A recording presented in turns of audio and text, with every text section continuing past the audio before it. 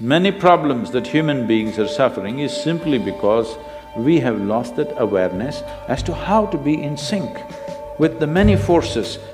If you become in rhythm with life, you will also wake up somewhere after 3 a.m. At that time, if you sit up and do whatever process you have been initiated for, it will bear maximum fruit.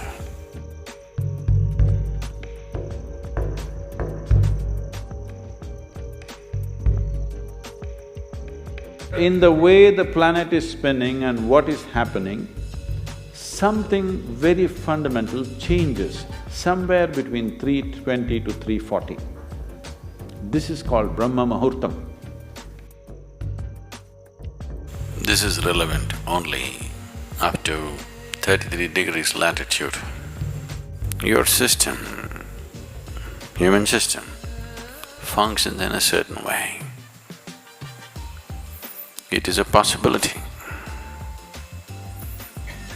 So, there has been an awareness about making use of this possibility.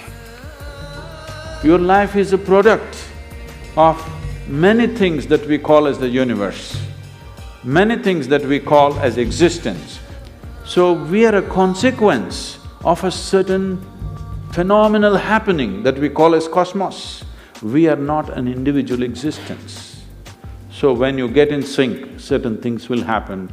You know, there's a sicarious in where we are in Tennessee, the U.S. ashram, they wake up once in 17 years. Can you beat it? They know it is 17 years and they come awake and they breathe and they go back to sleep. They're keeping time once in 17 years, no alarm bell anywhere. Well, how is this? I'm saying they're in sync with nature. We have lost sync within nature and we think that is our nature. No. All the many ailments, many problems that human beings are suffering is simply because we have lost that awareness as to how to be in sync with the many forces which are making us who we are. So yoga is to bring that sync so that you are in rhythm with life. If you become in rhythm with life, you will also wake up somewhere just after 3 a.m. If you're conscious, suddenly a certain spark of aliveness will happen within you. Even if you're in deep sleep, you will come awake.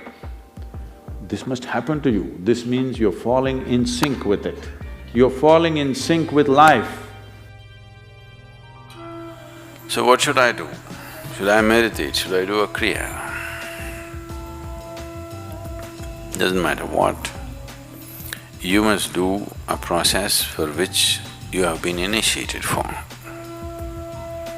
Because initiation means you were not just taught a practice, it was introduced into your system, it was implanted in your system. So whatever, if there is a life seed within you, if you're awake at Brahma Muhurtam and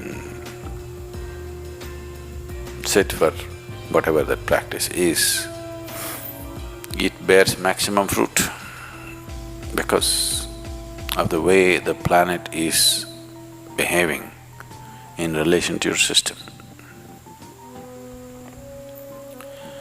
If you become aware in a certain way, a certain level of awareness is achieved within you, you will see, you will simply know when the time is. If you go to bed at the right time, you don't have to look at your watch. You will always know when it is 3:40, because the body will behave in a different way. At that time, if you sit up and do whatever process you have been initiated for, not what you picked up from a book, it will bear maximum fruit. The seed will get the necessary support at that time for it to sprout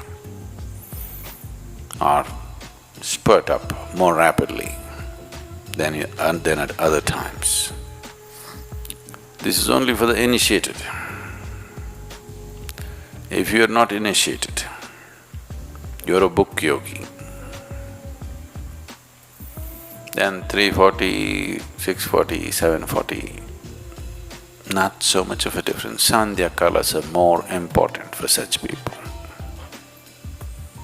Sandhya means 20 minutes before sunrise, 20 minutes after sunrise,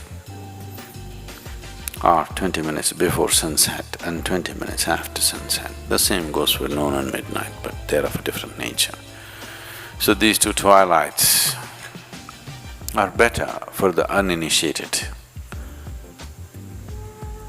340 is good for those who've been powerfully initiated.